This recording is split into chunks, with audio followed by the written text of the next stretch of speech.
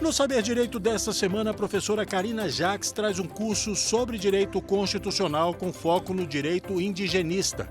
Durante as 5 aulas, ela vai tratar da origem histórica, vai falar sobre a Constituição Federal de 1988 aplicada ao direito dos indígenas. Também vai tratar do marco temporal e o indigenato, além de falar sobre o futuro da questão indígena no Brasil. Assista agora a aula 1.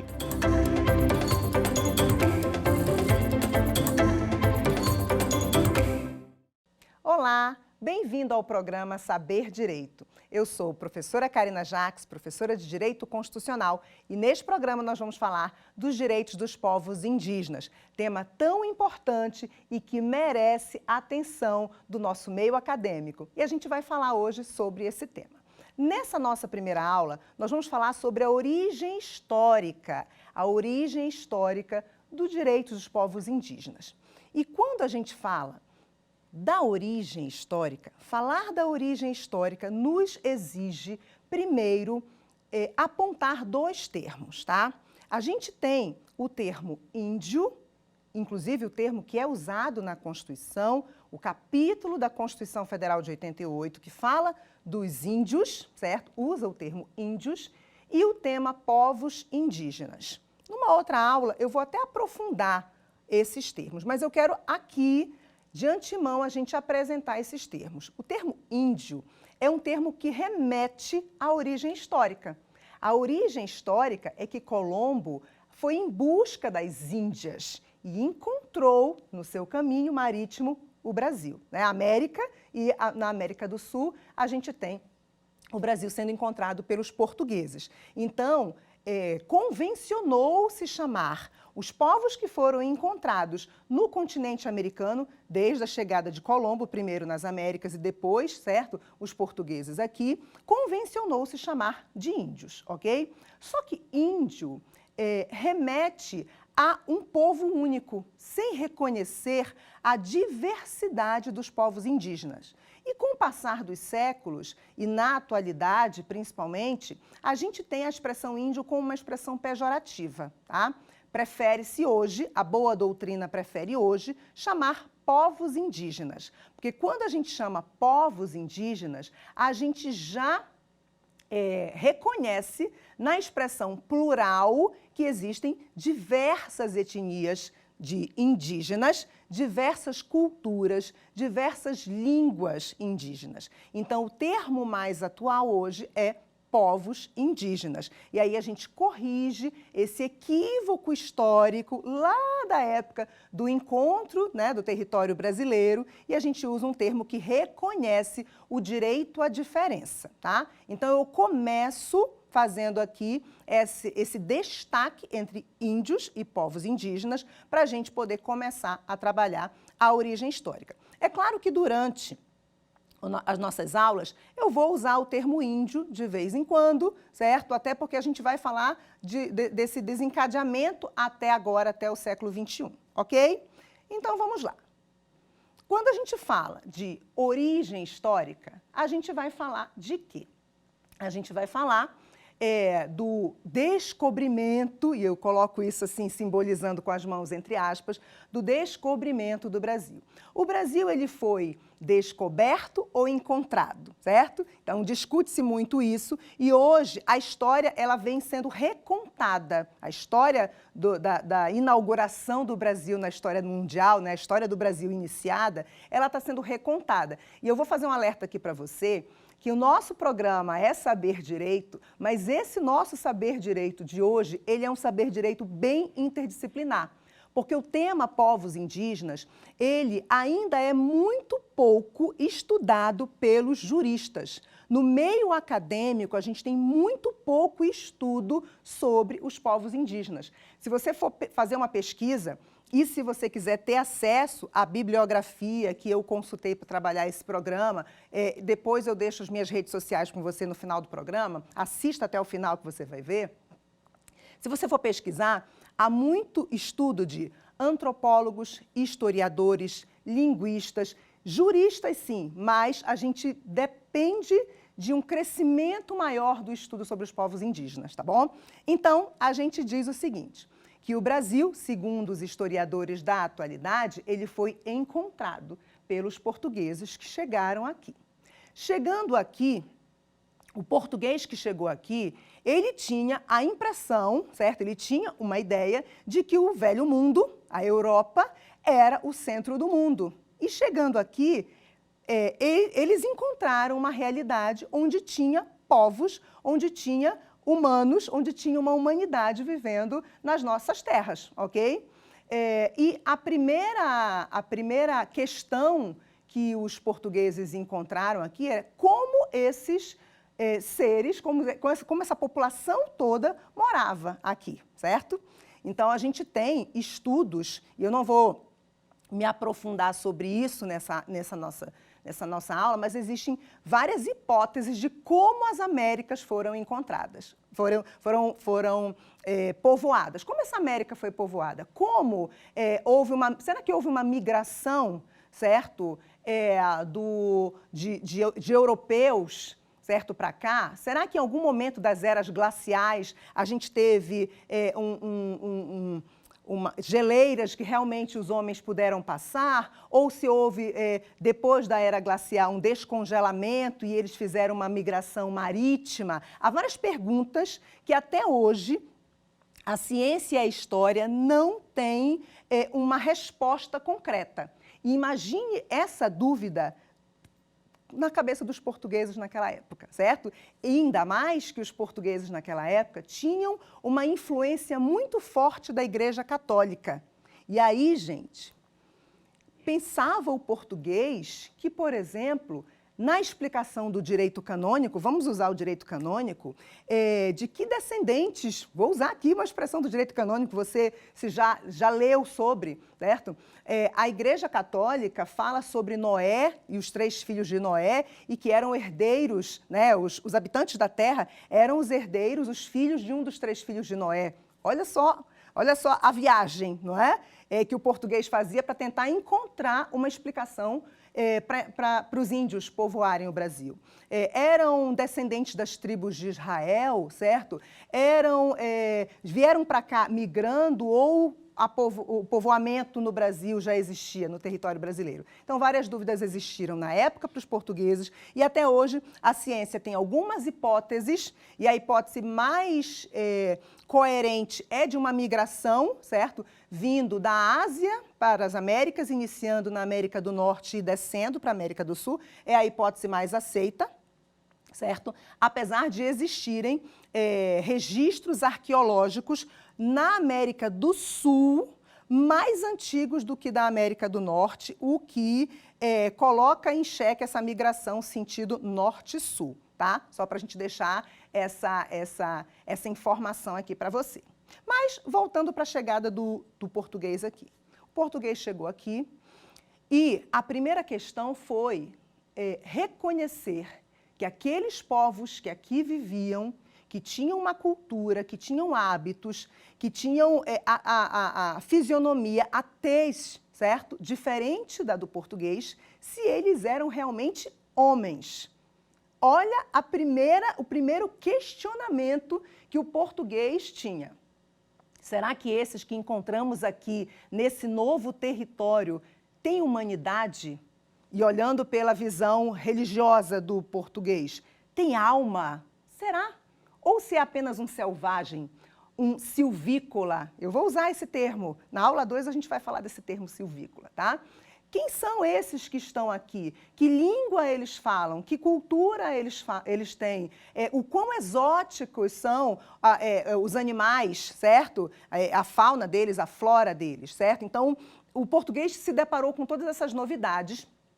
Houve uma resistência em reconhecer o indígena como homem, certo? Mas a gente tem registros de uma bula papal em 1537, onde o Papa reconhece, na época, o índio como homem, e na bula papal ainda diz assim: o índio é homem, tem alma e está desejoso de conhecer a fé católica, certo? Olha o movimento do Estado, da coroa portuguesa e da Igreja Católica na época em catequizar esse índio. Então, reconhecer que ele é humano e tem alma, certo? E tem o desejo de conhecer a fé católica, e eu não estou fazendo crítica a nenhuma religião aqui, tá? Eu só estou contando o que os historiadores falam e que a gente realmente até estudou isso nas nossas séries iniciais.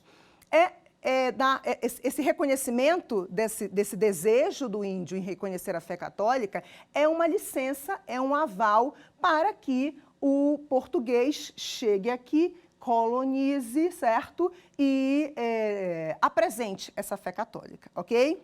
E aí eu vou citar Manuela Carneiro da Cunha, uma autora muito importante nesse estudo sobre os povos indígenas. Ela diz o seguinte, tentando repetir o texto dela, ela diz o seguinte, que o português chegou no Brasil como um Adão, chegou num paraíso terreal, certo? Um paraíso na Terra, com diversidade biológica, certo? Com fauna e floras exóticas. E esse novo Adão, certo? Chegou nesse paraíso e começou a nomear. Começou a batizar. Batizou os lugares, certo? Batizou, depois dos lugares, os gentios, ela usa o termo gentil, as pessoas, né? Os índios, todos os santos, certo? Se você olhar, os locais, certo? São Vicente, os locais que os portugueses chegavam, né? Eles eram batizados com nomes de santos. E depois, os indígenas foram batizados. E aí, dando nome aos locais e aos seus habitantes, o Brasil foi criado, como se fosse uma terra virgem. Olha a visão que a Manuela Carneiro da Cunha fala sobre a vontade do português. O português, quando ele saiu para as navegações, ele buscava terras para conquistar, certo? E ele buscava terras virgens. E chegando aqui, ele não encontrou terras virgens, ele encontrou terras ocupadas. Ele encontrou terras com povos diferentes e que viviam do seu modo de viver. Mas, ignorando todo esse contexto, eles simplesmente inauguraram o Brasil, certo? Nomeando e tomando conta do Brasil, ok? Esse é o início, essa é a inauguração do Brasil na história mundial. A história do Brasil que a gente estuda é um pouquinho mais romantizada quando a gente estuda quando a gente é criança, certo? Mas hoje, se você fizer como adulto leituras, certo? Mais aprofundadas, mais críticas sobre esse tema, você vai ver essa abordagem, ok? E aí, qual era a relação, essa primeira relação do português com o indígena, certo? Houve um encontro dessas sociedades, do português com o português vindo para cá, com o indígena, certo? Os povos indígenas diversos. Os primeiros contatos, alguns foram hostis, certo? Porque os povos indígenas são diversos, certo? Com culturas diversas, com reações diversas. Algumas comunidades indígenas eram mais hostis, outras mais amistosas, certo? Mas o português chegou aqui com um aparato, certo? Então, ele naturalmente chegou para conquistar. E no primeiro contato do indígena com o português passou a ser um parceiro, encontrou no indígena também um parceiro comercial. Esse parceiro comercial indígena, ele apresentava para o português os produtos exóticos da natureza, certo? Os animais, o pau-brasil, que era muito importante, se tornou muito importante na época do comércio da época para tingir os tecidos na Europa, ok? E os próprios indígenas comercializavam seus pares, muitas vezes seus inimigos, né? Tribos rivais, de povos indígenas rivais. Então, a gente tem relatos na história de que indígenas eram levados para a Europa, certo? Como uma atração, ok? Então, nesse primeiro século de ocupação de Portugal no Brasil, da coroa portuguesa no Brasil, que ainda não era o período ainda da efetiva colonização, o indígena ele foi tido como um parceiro comercial. Os portugueses chegavam aqui com faca, machado, foice, as armas, né, que eles tinham na época, os utensílios que eles tinham na época, tá? Então, esse português chegava com novidades para os indígenas e os indígenas lhe entregavam, certo? A amistosidade, quando eles se encontravam com comunidades indígenas amistosas, eles apresentavam toda a biodiversidade exótica, certo? Do Brasil, e os portugueses levavam daqui esses recursos naturais, ok? Eu vou deixar uma deixa para vocês, deixar aqui um spoiler para vocês, que na aula 5 nós vamos falar do futuro da questão indígena e eu vou falar de biopirataria. E fazendo uma referência a Krenak, certo? Se a gente olha para a atualidade, nós continuamos sofrendo o território brasileiro, a biodiversidade brasileira e os conhecimentos ancestrais dos indígenas continuam sofrendo biopirataria desde a época do colonialismo, ok? Então, naquela época, voltando para a nossa primeira aula, dei o spoiler para você e espero você na aula 5 para a gente falar sobre isso. Nessa aula 1, a gente ainda está contando do português levando a nossa diversidade biológica, não com biotecnologia, porque na época a diversidade biológica nossa, no máximo, era usada como tingimento para tecidos, mas desde aquela época a gente tem a expropriação, tanto do patrimônio genético brasileiro, quanto do conhecimento ancestral dos nossos povos indígenas, ok? Então, a gente passa de um primeiro meio século de parceiros comerciais para a chegada do governo geral no Brasil, a chegada de Dom João VI. Quando o governo geral no Brasil se instala, as relações entre portugueses e indígenas vão mudar. E como vão mudar? Agora, nós temos 3 sujeitos chegando no Brasil e dominando. E esses 3 sujeitos, eles eram, ao mesmo tempo, unidos e separados, unidos e conflitantes. Quem eram esses 3 sujeitos que chegavam aqui? A coroa portuguesa, certo? Que queria manter as fronteiras brasileiras contra os seus inimigos europeus, porque chegavam aqui também quase na mesma velocidade os franceses, os holandeses, os espanhóis. Nós sabemos que a história do Brasil, o litoral brasileiro, principalmente, ele tem influência de outros povos europeus, além dos portugueses. Então, a coroa portuguesa queria queria instalar a colônia, manter as fronteiras brasileiras e resistir às invasões dos demais estrangeiros, já que o português já se tornara, naquela época, o dono do Brasil, ok? O segundo sujeito que estava nesse cenário era o colono, era o português que vinha aqui se instalar, certo? Se a coroa portuguesa pretendia o indígena como um parceiro, agora para resistir às invasões dos outros europeus, porque se você pensar, nesse segundo período, as comunidades indígenas, as tribos, como falava-se na época, tá? Indígenas hostis, elas eram importantes, elas eram parceiros dos soldados portugueses para resistir às invasões dos outros europeus, dos franceses, dos holandeses, dos espanhóis. Então, a coroa queria isso, ok? Ser aliada dos indígenas para explorar, continuar explorando, mas agora para tê-los como soldados. O colono, ele queria esse indígena para mão de obra, para instalar a colônia, para mão de obra nas instalações da colônia.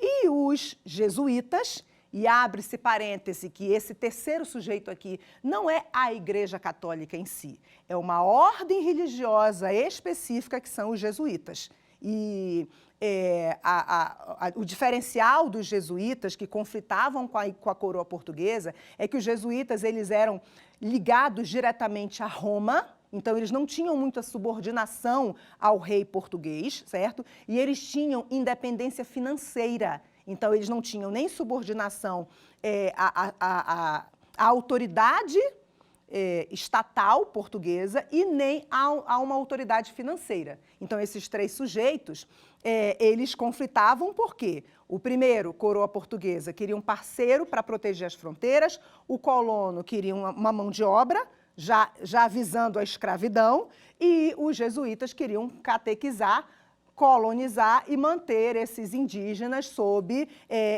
a sua administração, nos aldeamentos, ok? Então, esse cenário, de um lado, esses sujeitos vindos de Portugal, vindo da Europa, e do outro, a diversidade dos povos indígenas torna, certo, o ambiente mais conflituoso. Porque agora não era mais o português chegando nas caravelas e enchendo os seus porões de coisas exóticas, certo? De animais e flora exóticos e indo embora. Agora não, ele ficava. Agora a gente tinha a nobreza, a coroa portuguesa chegando e exigindo um tratamento de reis, porque assim se autodenominavam, assim eram reis, e os indígenas teriam que atender a essa exigência. Começa aí um período de mortandade dos povos indígenas, ok? Se os índices de mortalidade dos indígenas começava com esse primeiro contato do português no primeiro meio século aqui no Brasil, quando a gente chega no segundo meio século, né, na chegada do governo geral no Brasil, o problema se acelera. Por quê? Primeiro, quando o português chega aqui, certo, ele traz da Europa, tá, os agentes epidemiológicos que não existiam no Brasil. Certo? Doenças que hoje nós até temos vacina, certo?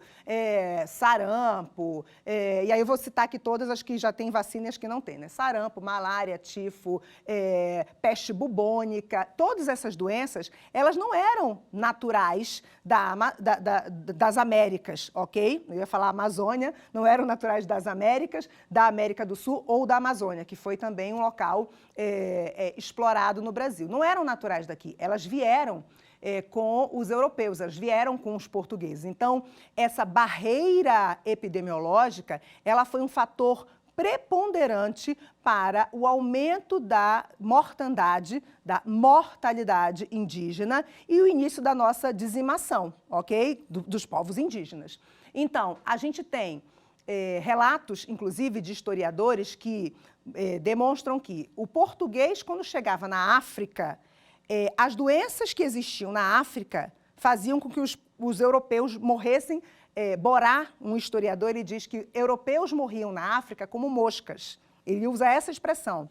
E, no Brasil, quem morria como moscas eram os indígenas quando entravam em contato com os portugueses, com as suas doenças, que lá eram endêmicas, que lá eram conhecidas de mais de século, aqui, certo? Gerou um cataclismo biológico, como diz Borá, ok? E aí o que acontece? Além desse contato com novas doenças e que adoeceram e mataram os indígenas, a gente tinha uma característica com a chegada, especialmente dos jesuítas e dos colonos, com os aldeamentos, com a construção da indústria colonial, como os historiadores chamam, a gente tem uma reunião desses indígenas. Os jesuítas, os colonos e a coroa, eles queriam esses indígenas agrupados. Então, se antes os indígenas viviam, vou usar uma expressão bem coloquial, soltos, certo? Se antes os indígenas viviam sem estarem aglomerados, eles passaram a se aglomerar, inclusive comunidades indígenas diferentes, tribos indígenas, para usar o termo da época, diferentes, eles começavam a viver todo mundo junto. E esse contato muito próximo fazia com que essas doenças se proliferassem, obviamente, ok? Outra questão que agravou a mortandade indígena foi a fome. Com o apresamento dos índios, porque eles passaram a ser apresados, passaram a ser aprisionados, ok? Com o apresamento dos indígenas, eles passaram a não mais praticar os hábitos de coleta e caça que eles praticavam. A cultura de vida deles, do dia a dia deles, foi modificada. Por quê? Porque eles agora precisavam servir a coroa, porque eles agora precisavam servir aos colonos. Eles agora precisavam ir atrás de novos indígenas, capturar, aprisionar novos indígenas para substituir os indígenas que estavam morrendo nas aldeias. Falando de novo da Manuela Carneiro da Cunha, eu vou falar muito dela, não só dela, não é? Nessa nossa aula, ela diz que os aldeamentos indígenas criados artificialmente pela coroa, jesuítas e colonos nunca se reproduziram biologicamente. Ela usa essa expressão. Ao contrário, eles se reproduziam predatoriamente. Por quê? Juntava-se os indígenas dentro de uma aldeia, as doenças vinham, a fome vinha, ok?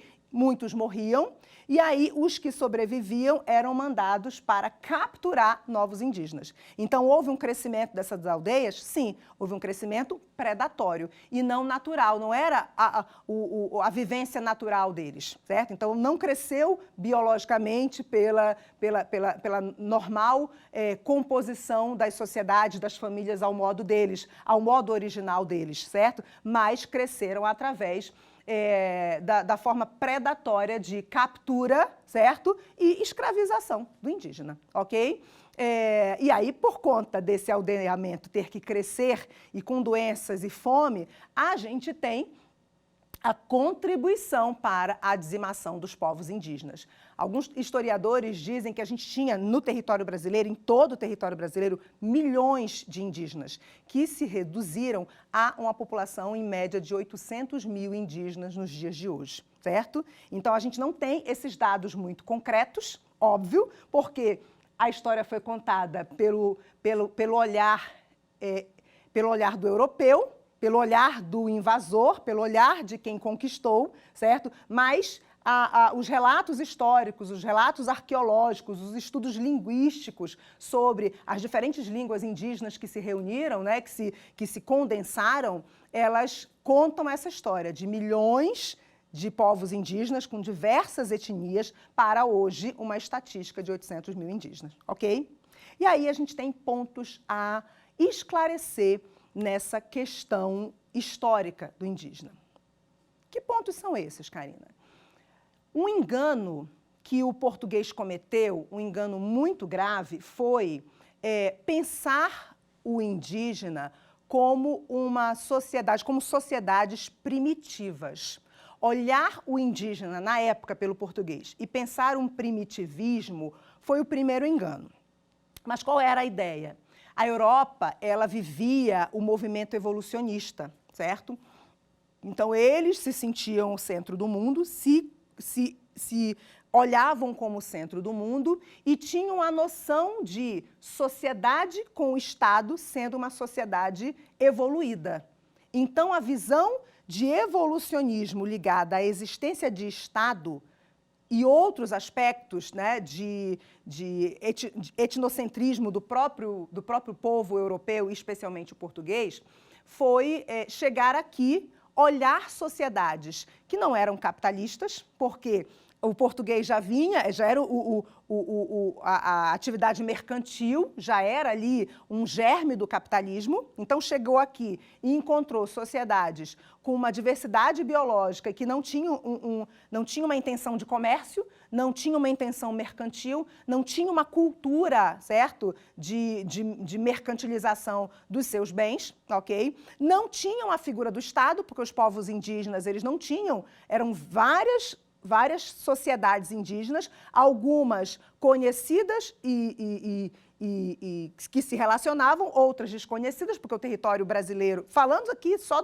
do território indígena brasileiro, tá? Para a gente não falar de territórios indígenas da América do Norte, de outros países da América do Sul, certo? Então, falando só aqui, tinham povos indígenas de Santa Catarina, por exemplo, que não tinham contato com os povos indígenas da Amazônia, tá? Então, quando o português chegou aqui, ele viu aquelas sociedades e entendeu aquelas sociedades como primitivas. E aí é um primeiro grande engano, por quê? Porque havia um modo de relação entre essas sociedades indígenas que demonstravam um autoconhecimento de evolução dentro daquela sociedade. E, inclusive, quando a gente fala sobre o conhecimento ancestral indígena, que, de novo, dando spoiler da aula 5, a gente tem conhecimento ancestral indígena que foi patenteado já por várias empresas na Europa, Japão, Estados Unidos, que transformaram conhecimentos ancestrais indígenas em produtos fármacos, certo? Da indústria farmacêutica, da indústria cosmética. Eu vou falar para vocês na aula 5 de um conhecimento tradicional indígena ancestral que hoje está sendo pesquisado para substituir o Botox, certo? A toxina botulínica, certo? Que é usada na estética e na medicina, certo? Não só na estética, mas também e principalmente na medicina, a gente tem hoje estudos de grandes laboratórios com um conhecimento, biopirateando um conhecimento tradicional indígena para substituir o Botox, sendo um produto substituto muito menos tóxico, muito menos lesivo à saúde humana do que o que se usa hoje no mercado, ok? Então, a gente não tem uma visão adequada, o português da época, quando ele olhava o povo indígena e via como primitivo, ok?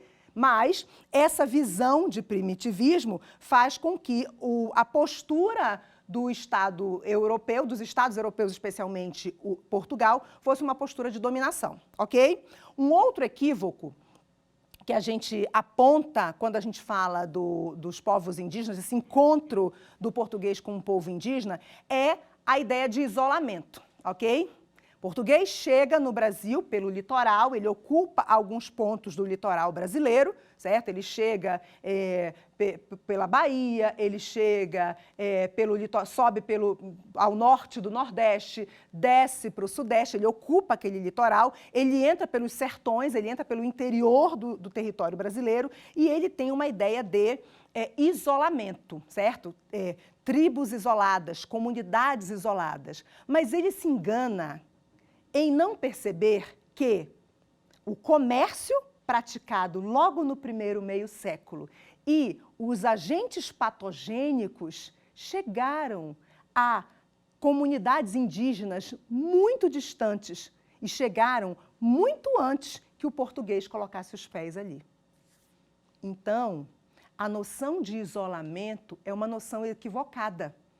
A noção de isolamento desconsidera que o português chega no litoral da Bahia e ele chega com um machado, e ele chega com foice, e ele chega com artefatos, certo? Que ele traz da Europa, ele troca isso ali. Eu estou contando um cenário aqui para você visualizar, para você imaginar a cena. Ele troca ali por papagaios, e esse machado ele vai ser depois trocado, e trocado, e trocado, e trocado. E vamos imaginar, para a gente não ser muito audacioso, que em 6 meses esse machado está lá no interior de Roraima, ok? Porque ele foi trocado. O comércio é assim.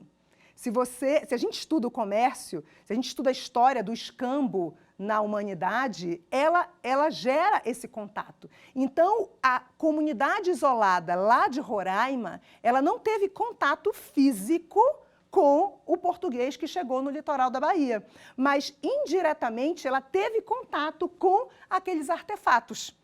E além de ter contato, ou seja, quebra-se a ideia de isolamento, ela passa a depender, porque o hábito dela, certo, de cultivo, de uso da natureza, já não é mais sem aquele machado. Então ela passa a ter contato mediatizado pelo comércio, ok? E ela passa a ter dependência desse artefato. E aí vamos para um outro aspecto, vamos para outro elemento.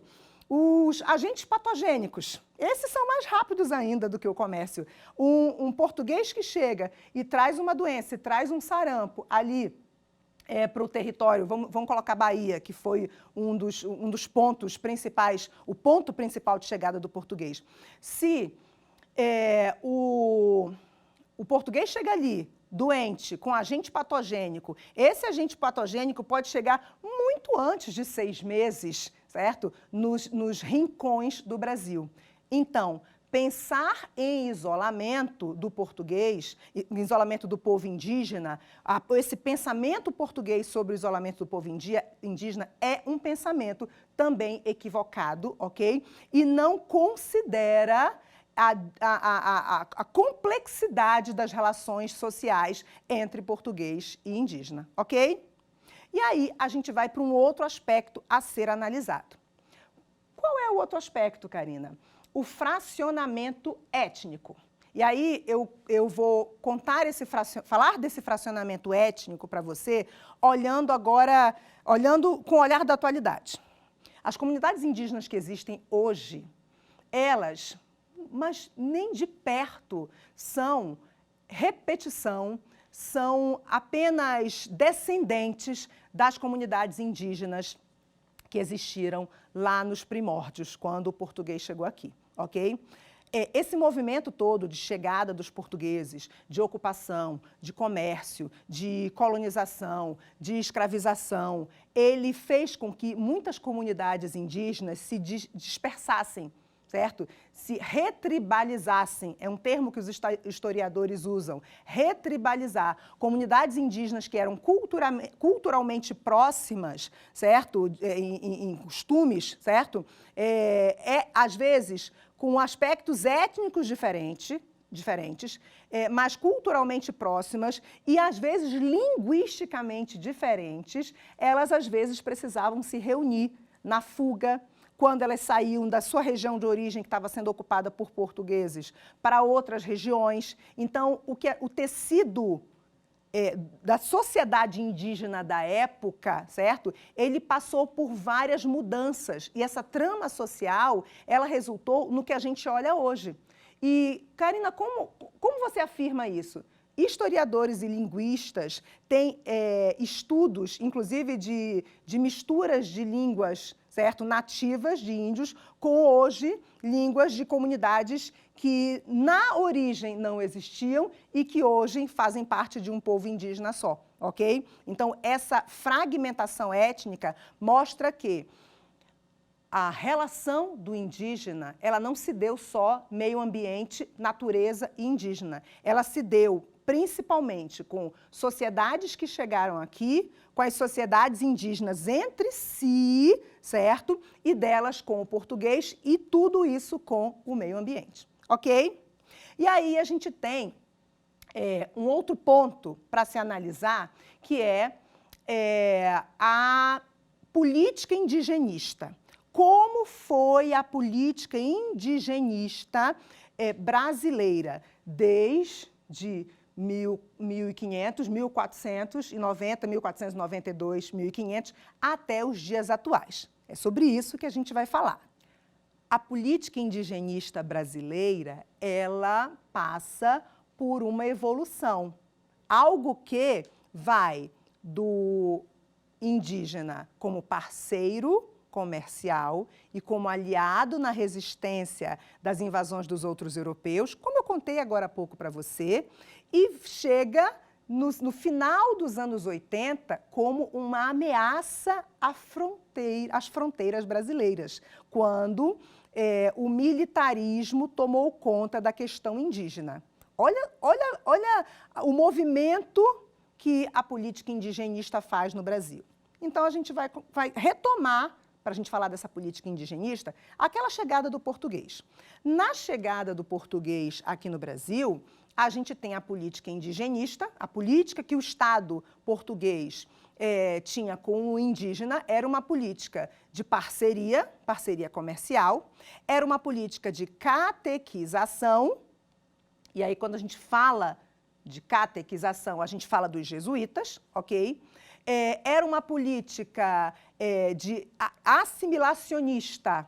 A política assimilacionista, ela durou, certo? Até a Constituição de 88, tá? Então, vou logo te adiantando que ela durou até a Constituição de 88. O que é essa política assimilacionista, Karina? É aquela ideia de que os povos indígenas são primitivos e eles devem assimilar a cultura da sociedade dominante, ok? Então, lá no primeiro meio século de ocupação, ali 1500, né, um pouco antes de 1500, na chegada do português, porque a gente tem a chegada nas Américas um pouco antes de 1500, tá? 1500 é a data que a gente usa, até a gente celebra essa data no Brasil, mas a chegada de Colombo foi um pouco antes. Então, já se sabia que aquela América, aquele ponto da América que ele chegou, ainda tinha mais coisa pela América do Sul e eles já estavam ocupando. A história conta, a gente escolhe datas, né, como 1500 comemorativas, mas a coisa não acontece assim, então vamos chegar naquela data. A gente já tinha algum conhecimento. Então, naquele primeiro contato, a política indigenista era o quê? Vamos pegar a biodiversidade, ele não usava o termo biodiversidade na época, né? Mas vamos levar para a Europa o que tem de bom de produtos exóticos, ok? Vamos ter aquele indígena como um parceiro, como um aliado e vamos catequizá-lo, ok? Então, é a primeira posição da política indigenista. Logo depois, a gente tem o quê? Logo depois, a gente tem a colônia se instalando. Quando a colônia se instala, o indígena passa a ser um semi-escravo. Vamos usar primeiro essa palavra. Por quê? Porque a igreja era contra a escravidão. E os jesuítas, aquela ordem religiosa ligada a Roma, independente financeiramente, combatia essa escravidão. Queria o indígena servil, mas não escravo, ok?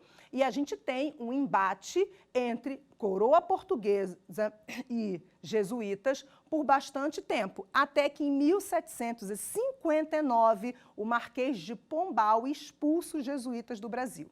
Quando o Marquês de Pombal expulsa os jesuítas do Brasil, a gente já não tem mais nenhuma voz dissonante aqui em relação à escravização dos indígenas, porque colonos e coroa portuguesa queriam escravizar, ok? Então, a política indigenista olha o indígena não mais como parceiro comercial ou aliado para proteger as fronteiras. Agora olha o indígena como um escravo, certo? E aí o que acontece? De 1759 para frente, a gente tem a exploração dos povos indígenas, a gente tem a dizimação dos povos indígenas, agora, por guerras indígenas, violência contra os indígenas, fome, que eu já tinha falado, os agentes patogênicos, certo, que eu já tinha falado, as fugas dos indígenas, e a gente tem uma aceleração dessa mortandade dos indígenas, ok? Quando a gente chega no século XIX, início do século XIX, a gente tem uma mudança de olhar.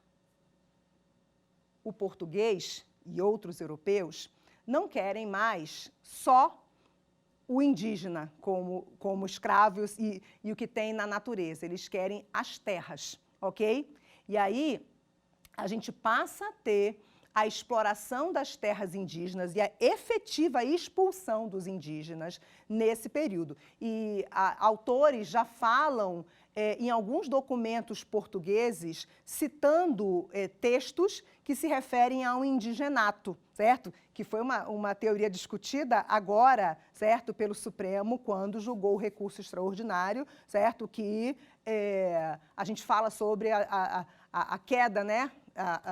Da definição do marco temporal e, certo, o Supremo se posicionou pela teoria da tradicionalidade. Na aula 4 a gente vai falar sobre isso. Então, indigenato, tradicionalidade e marco temporal são termos que a gente vai abordar na aula 4, ok? Mas já na época da dominação portuguesa, alguns documentos portugueses reconheciam, mesmo que a contragosto do movimento na prática que estava sendo feito, eles reconheciam o direito original dos povos indígenas às terras que eles ocupavam desde sempre, que a gente chama hoje de teoria do indigenato, ok? Então, a gente tem uma virada no século XIX, não é?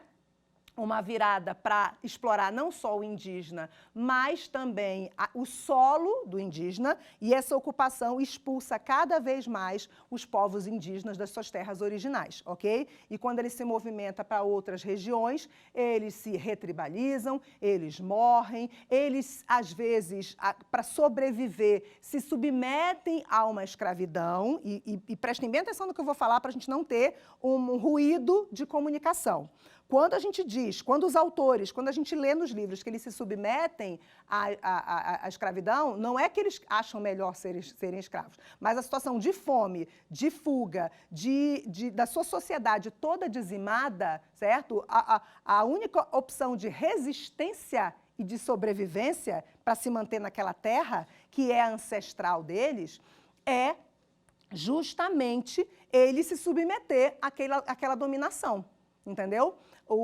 Inclusive, se você fizer a leitura, quando eu trabalhar a aula 4, eu não vou fazer toda a leitura do voto do ministro Edson Fachin, mas ele fala sobre essas formas de resistência, certo? O resistir do indígena não é pegar uma arma, nem sempre, né? Nem sempre é pegar uma arma e atacar. Às vezes, o resistir é ficar naquela sua terra ancestral, mesmo que esse ficar na sua terra ancestral seja se submeter a uma dominação de quem está ocupando aquela terra, ok?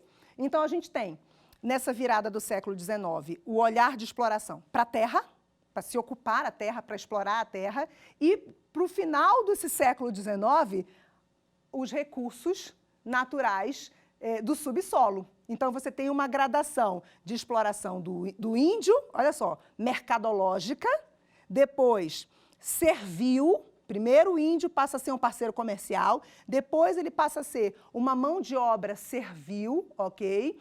Depois ele passa a ser uma mão de obra escrava, depois explora-se o solo, certo? Do povo indígena, um solo que para a gente é um solo que tem uma visão comercial. Nós, que pertencemos à chamada sociedade dominante, nós temos o olhar para o solo como um olhar civil, do direito comercial. O olhar do indígena para aquele solo é um olhar ancestral, ok? É diferente. Então, essa virada de exploração dos povos indígenas para o solo aprofunda a violação dos seus direitos e depois para o subsolo, ok? Que é quando se encontram os recursos naturais, metais preciosos, ouro, prata e etc, ok? E aí nós chegamos já no século XX, tá? Quando nós chegamos no século XX, nós estamos nos aproximando do momento atual, a gente tem, nos anos 70, tá, do século XX, um movimento de construção de infraestrutura no Brasil.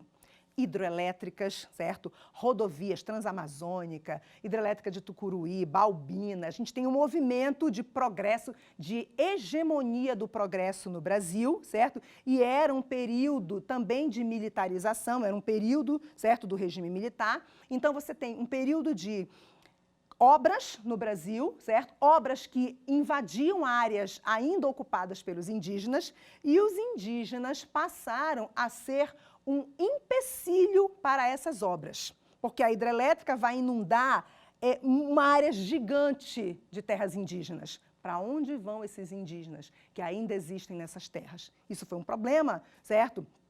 para o Estado da época. Então, olha como a política indigenista, certo? Ainda é uma política olhada, visando o benefício do Estado, certo? E, aproveitando esse ensejo, no final do século XIX, início do século XX, a gente tem um movimento, começa a ter um movimento de resistência, tá?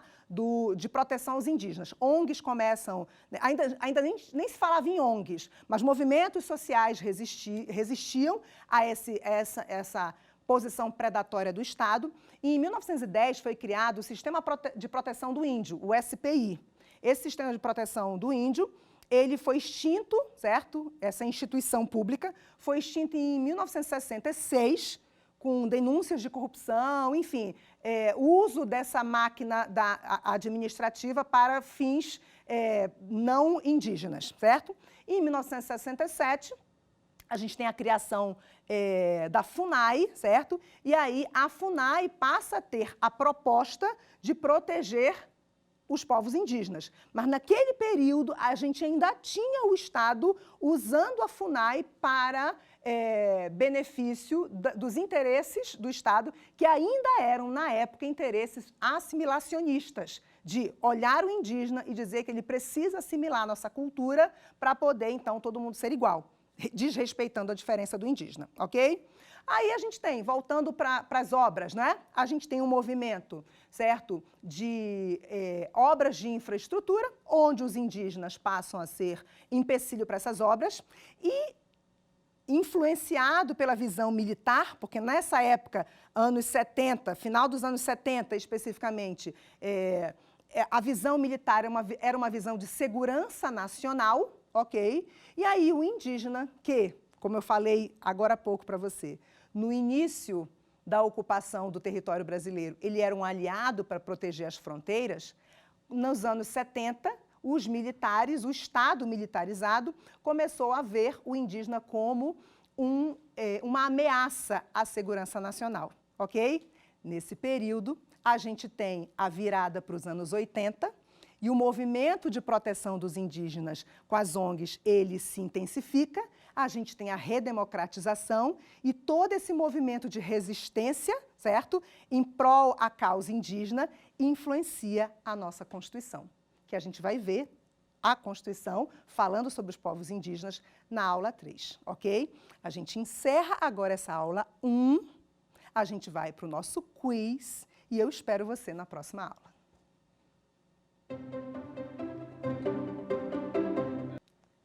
Segundo Manuela Carneiro da Cunha, quanto à política indigenista do primeiro meio século de inserção dos europeus no solo brasileiro, abre aspas, os indígenas foram, sobretudo, parceiros comerciais dos europeus, trocando por foice, machado e facas o pau-brasil para a tintura de tecidos e curiosidades exóticas, como papagaios e macacos. Fecha aspas. Com o primeiro governo geral do Brasil, a colônia se instalou e, como tal, as relações se alteraram. Qual foi o papel dos indígenas nessa nova configuração? A. Os indígenas perderam a utilidade para os europeus? B. Os indígenas passaram a servir de mão de obra para as empresas coloniais? C. Os indígenas deixaram de ser úteis como aliados dos portugueses? Ou D. Passaram, desde a instalação do primeiro governo geral no Brasil, de parceiros comerciais a escravos? Qual vocês marcariam? Qual vocês marcariam? Letra B é o nosso gabarito, a nossa resposta. Os indígenas passaram a ser mão de obra útil para a colônia portuguesa. A gente falou muito nesse quiz, não é? Então, eles deixam de ser meros parceiros comerciais e passam a ser mão de obra útil. Na letra A, fala, por exemplo, que o indígena deixou de ter utilidade para o português. Gente, o indígena, os conhecimentos ancestrais indígenas, até hoje, século XXI, continuam sendo muito úteis para o mundo, certo? Muito úteis para o mundo e necessária que se faça uma regulamentação severa e uma fiscalização mais severa ainda quanto à biopirataria. Ok? Vamos para a próxima?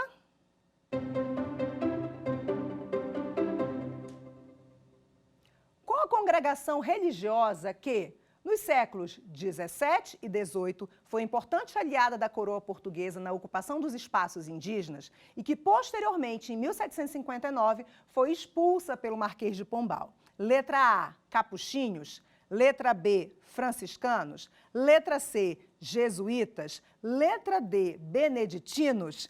Qual seria a sua resposta? Certo? A resposta é jesuítas. A gente também falou bastante nessa nossa aula 1. Lembrando, eu quero destacar sempre isso. Quando a gente fala Igreja Católica, primeiro que eu não estou fazendo uma crítica à Igreja, especificamente, estou fazendo relato histórico, tá? Apesar desse relato histórico ter um tom crítico, sim, mas quando a gente fala de Igreja Católica, ela não é uma unidade. Existem organizações religiosas e os jesuítas especificamente se destacaram, certo? E pela sua independência financeira e ligação direta com Roma, certo? Eles não se submeteram às ordens da coroa portuguesa, sendo ora aliados, ora úteis, ora empecilho para os planos da coroa portuguesa, por isso que no início foram aliados e em 1759 foram expulsos pelo Marquês de Pombal, ok? Vamos para a próxima questão?